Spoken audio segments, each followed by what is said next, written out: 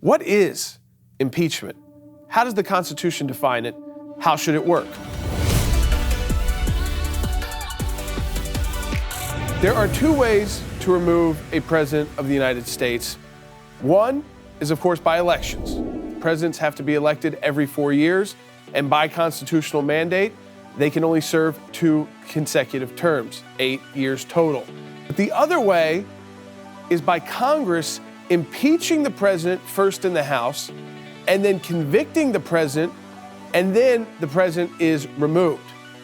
Now, that takes the voters out of it.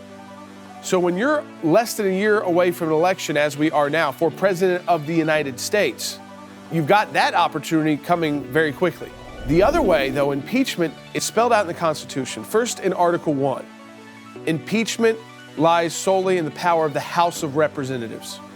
Now, when the House finally decided to vote to actually open an impeachment inquiry on the president, it was a completely partisan vote. No Republicans voted for the opening of the impeachment, and actually 2 Democrats voted against it. That's not really how you build consensus around something as extraordinary as impeachment. But the Founding Fathers were smart. They knew that the House, those politicians of the House, they get elected every 2 years. They're basically always running for office, are much more affected by politics than senators who get elected to 6-year terms and are not always campaigning for office. So, while the sole power to impeach lies in the House, the power to actually remove the president, to try the president, and to find them guilty lies with the Senate. In the House, to impeach, it just requires a majority vote. So if there are the normal 435 members sitting, you would need 218. Then you have your trial. That goes to the Senate.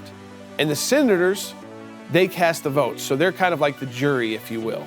But it's not just a majority vote to remove the president. The founders realized this is something that should only be used in very rare circumstances, if ever.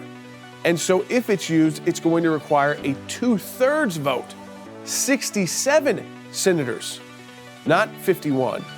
Now, what can you do this for? The Constitution spells it out, bribery and treason, and then high crimes and misdemeanors.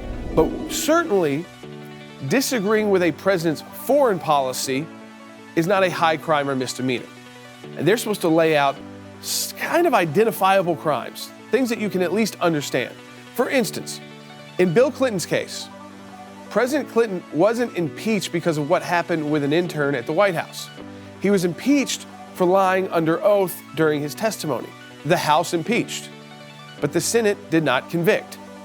It's expected as of today that the House will move forward, that they have to move forward with a vote, and they'll have at least enough votes to impeach the president. But let's get honest about the Senate. Is the president going to be removed from office? No.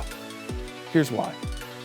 To get to 67 in the Senate right now, 20 Republicans would have to join all the Democrats and independents in the U.S. Senate.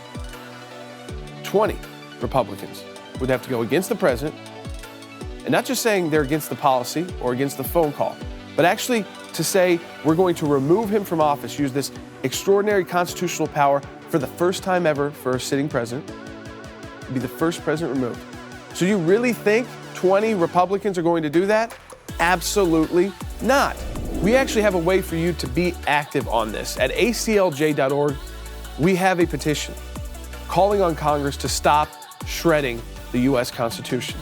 If you want to tell Congress, stop shredding the Constitution, sign that petition at ACLJ.org. That's ACLJ.org.